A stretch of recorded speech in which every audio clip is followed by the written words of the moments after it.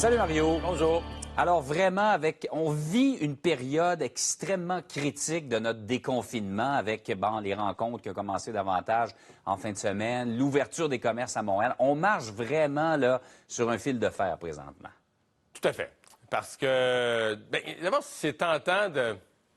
Je sais pas comment dire. À partir du moment où il y a un certain relâchement, c'est tentant de penser qu'il n'y en a plus là, de la COVID. C'est facile d'oublier qu'on vit avec. Bon, là, on peut se fier. Les experts savent pas, mais il y a une impression présentement que sous le gros soleil, quand il fait très chaud, ce qu'on a eu dans le sud du Québec en fin de semaine, il y aurait moins de transmission. En tout cas, que la COVID vivrait moins longtemps sur les surfaces. Une des choses qui pourrait nous faire croire ça, c'est que présentement, c'est en Amérique latine, là, au Chili, là où ils vivent l'hiver, au Chili, en Argentine, qui sont dans l'hémisphère sud. Eux, c'est l'hiver qui commence. Eux, ils goûtent là, les nombres de cas. C'est beaucoup de là qui viennent. Mais je sais pas comment dire ça. D'abord, on a un sentiment général que c'est moins pire. Mm-hmm. Mais la semaine passée, là, à tous les jours, là, je parle au niveau planétaire, à tous les jours, on a battu le record de la veille, qui était le record du plus gros nombre de cas. Là. Mm-hmm. On a dépassé le 100 000 nouveaux cas par jour. Pourquoi? Bien, parce qu'il y a plus. Évidemment, il y a plus de pays qui testent. Il y a plus de pays qui ont la COVID, qui vivent avec. Des pays où on dit que la vague est passée en Europe, mais ils ont encore à chaque jour des centaines de nouveaux cas. Là. Mm-hmm. Dans certains cas, des milliers de nouveaux cas, moins de décès, les soins intensifs. Mais c'est...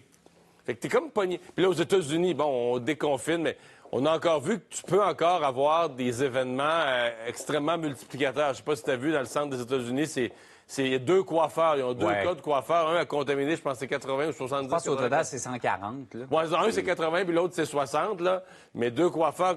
Donc, tu te dis, OK. Donc, autour de ça, il y a des zones où la COVID ne circule plus, mais ça prend juste une personne qui est là, puis peut te repartir une éclosion majeure, parce que là, 60 personnes, ça veut dire que ces 60-là en ont vu d'autres.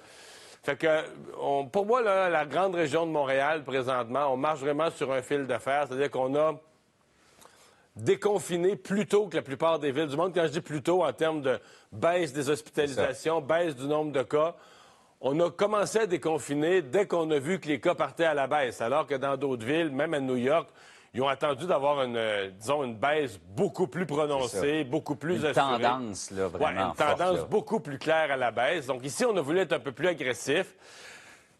Je m'inquiète un petit peu que le port du masque progresse plus. Il y a eu une montée, là. À un moment donné, c'était peu de gens. Tout à coup, ça a monté à un tiers, presque la moitié. Là, selon ce que je comprends, ça monte plus beaucoup.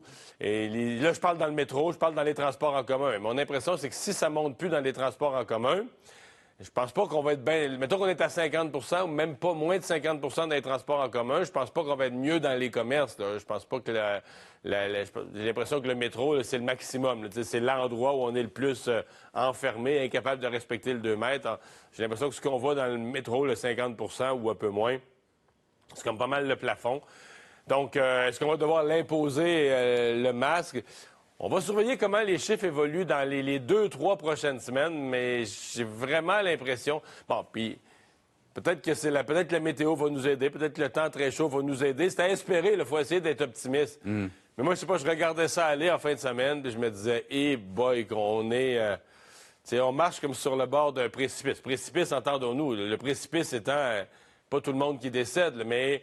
un nombre de cas et d'hospitalisations qui repart à la hausse, puis là, qu'il faudrait recommencer les confinements, parce que, on souhaite pas ça personne. Non, hein, on vient de le vivre pendant 2 mois et demi, on n'a pas le goût de retourner là. Puis on oublie, quand on nous parle des soins intensifs, tu sais, le préposé aux bénéficiaires, il y a des gens, c'est incroyable, la maladie, combien des gens qui passent longtemps aux soins intensifs. Le préposé aux bénéficiaires de 40 quelques années, là, qui est décédé hier, il faisait 5 semaines qu'il luttait pour sa vie aux soins intensifs.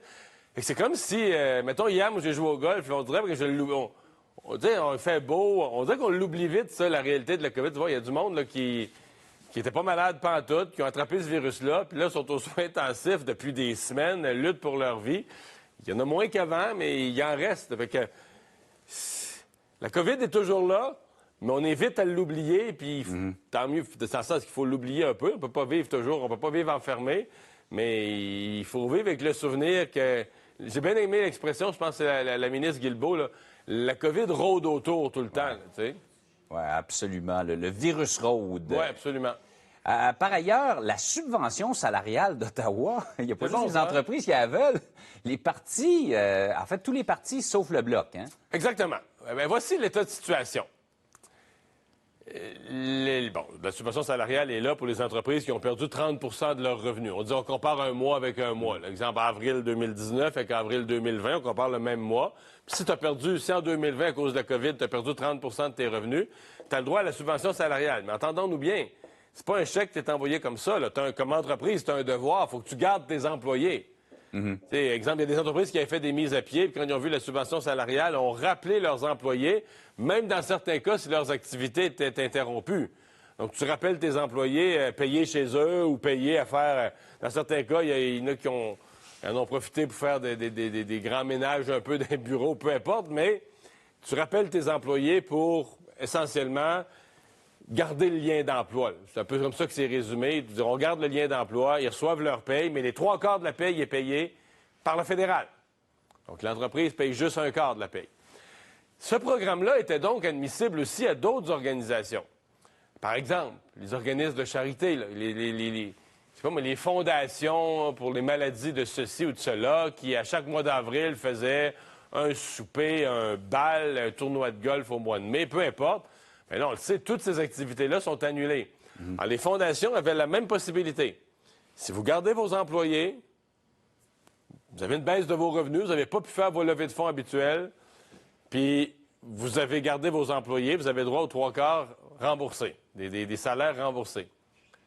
Est-ce que les partis politiques auraient dû être à bord? À première vue, les partis politiques sont des organisations sans but lucratif, comme tant d'autres. Il n'y a pas de raison, là, tu sais.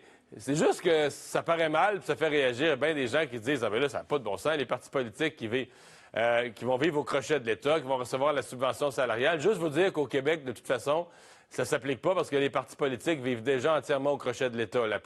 Il n'y a pas les partis, la CAQ, le Parti libéral, le PQ, le Québec solidaire au Québec. Les partis vivent déjà largement avec des subventions gouvernementales, donc ça ne s'appliquera pas. Dans le cas du fédéral, les partis vivent beaucoup plus avec des dons, avec des soupers spaghettis ou des déjeuners ou des brunchs, toutes sortes d'activités qui n'ont pas pu se tenir durant le mois d'avril. Le porte-à-porte, toute forme de porte-à-porte non plus. Donc, pas de rassemblement, pas de porte-à-porte. Les revenus des partis ont baissé considérablement. Et conséquemment, ils ont le droit. Moi, je vais te dire, moi, je suis pas scandalisé, là. Moi, je dis, les partis politiques sont des organisations comme tant d'autres, des organisations de la société, largement bénévoles, au service de la démocratie. Et puis, bien, si leurs revenus ont baissé, ils ont droit. Puis s'ils gardent leurs employés, ils doivent respecter l'obligation, garder leurs employés, payer l'autre quart de leur salaire. Bien, moi, j'ai pas de problème à ce qu'ils reçoivent la subvention salariale. Mais disons que dans la population, ça a fait réagir. Et là, j'ai hâte de voir. Est-ce que le Bloc va faire... Parce que c'est la rentrée, là. La rentrée en termes réels, est-ce que le Bloc va en faire un enjeu? Ou est-ce que peut-être le Bloc n'y avait juste pas droit? Peut-être qu'on va découvrir que le Bloc a fait, durant le mois d'avril et mai, des levées de fonds, je ne sais pas, mais par la poste ou par Internet, qui ont marché parce que les bloquistes sont motivés et ont été généreux à donner aux partis, puis qu'ils n'ont pas eu de baisse de leurs revenus, je ne sais pas. Mais c'est un... Comme on dit, c'est un bon débat, là, les partis politiques qui reçoivent la subvention salariale créée par M. Trudeau. Ça risque de faire jaser. Ah oui, pas à peu près. Mario, on te retrouve à 10h. Salut. Salut.